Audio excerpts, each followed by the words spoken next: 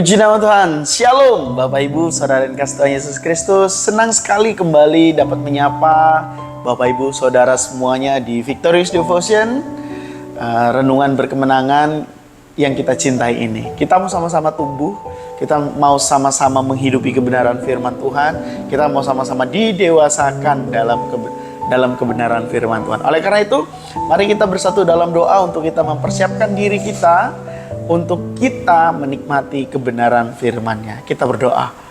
Kami mengucap syukur kepada Tuhan, Sang Pencipta langit dan bumi yang kami kenal dalam nama Yesus Kristus. Kami bersyukur untuk setiap karya-Mu yang indah dalam kehidupan kami. Kami mau tetap melihat keajaiban dan kedahsyatan-Mu yang terus Engkau nyatakan dalam kehidupan kami di tengah-tengah dunia yang semakin tidak menentu ini. Kami bersyukur kami memiliki kebenaran firman Tuhan yang telah Engkau berikan kepada kami. Oleh karena itu kami mau mengerti, memahami dan menghidupi kebenaran firman itu, sehingga hidup kami terus tumbuh di dalam Engkau. Hidup kami berbuah dan buahnya itu dapat dinikmati oleh banyak orang. Tuhan, terus perlengkapi kami dengan kebenaran firman-Mu, sehingga hidup kami terus mencerminkan bahwa Engkau ada dalam kehidupan kami. Berbicaralah, karena kami mau mendengar. Kami berdoa dan mengucap syukur. Haleluya. Amin. Bapak Ibu Saudara yang dikasihi Tuhan Yesus Kristus, hari ini kita mau sama-sama merenungkan kebenaran firman Tuhan dengan tema Roh Kudus sebagai penolong.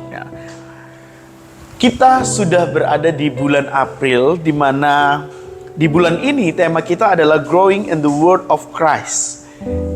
Di mana pada saat kita membahas tema demi tema, itu untuk mencapai atau untuk memperlengkapi kita supaya kita bisa mencapai tema kita di tahun ini, Increase in Christ. Jadi, supaya kita growing in the Word of Christ, maka kita memerlukan Roh Kudus sebagai penolong kita. Nah, Bapak Ibu Saudara yang dikasihi Tuhan Yesus Kristus, saya mau mengajukan dua pertanyaan untuk kita, untuk saya dan untuk kita semua. Pertanyaan yang pertama adalah, benarkah kita benar-benar mengasihi Tuhan?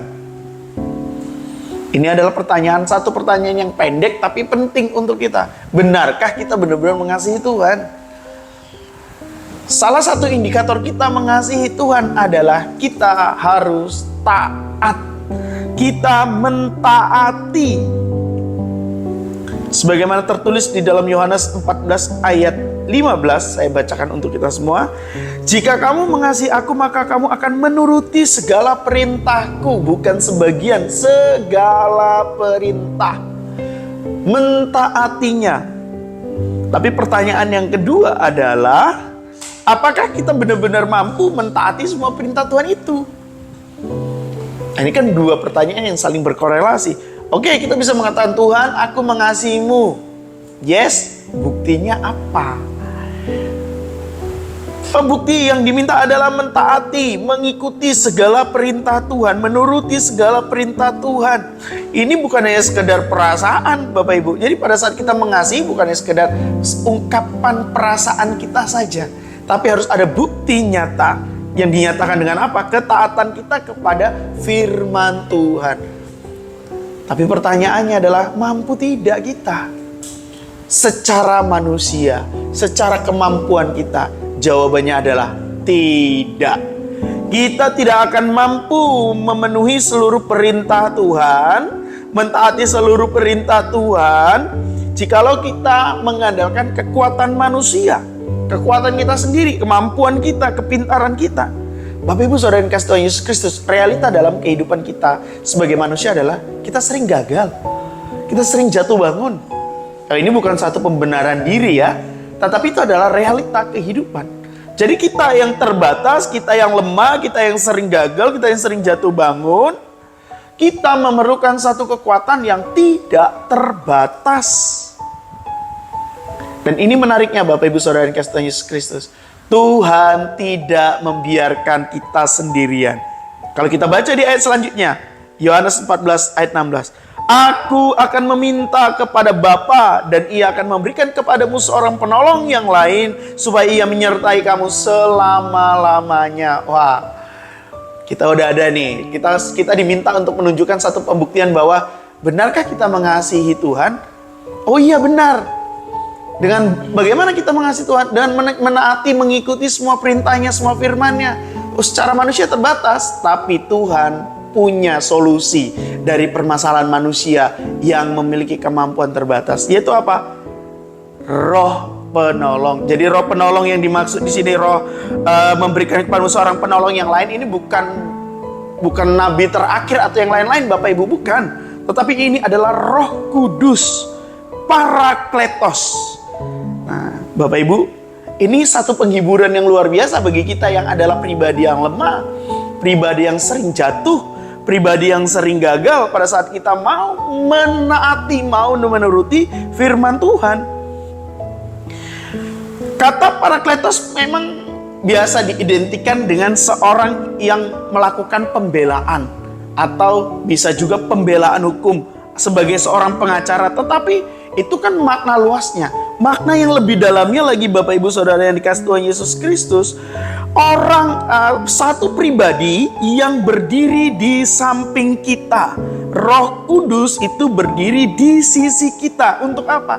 Untuk membela, untuk menghibur, untuk menasehati, untuk menolong kita di dalam kita bertumbuh di dalam firman-Nya, di dalam kita untuk menghidupi firman-Nya.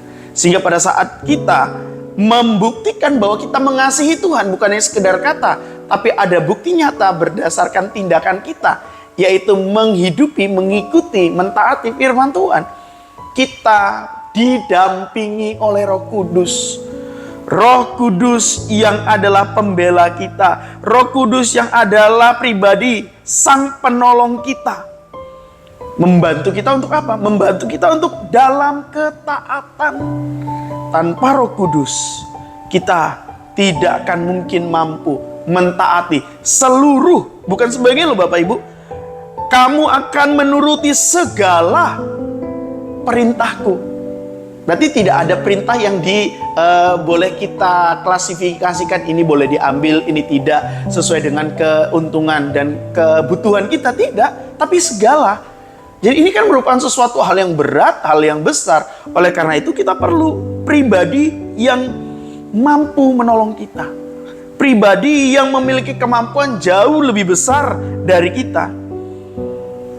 Jadi Bapak Ibu Saudara dikasihi Tuhan Yesus Kristus, pada saat kita mengetahui bahwa Roh Kudus adalah penolong, Roh Kudus adalah pendamping, adalah pribadi yang ada di sisi kita, maka Dia akan memampukan kita. Dia akan mengajarkan kita tentang kebenaran firman Tuhan. Nanti kalau Bapak Ibu baca lagi sampai di ayat ke-26 satu perikop itu, Roh Kudus akan menguatkan kita. Roh Kudus akan mengatakan kepada kita kebenaran-kebenaran dari segala sesuatu yang Tuhan nyatakan melalui firman-Nya.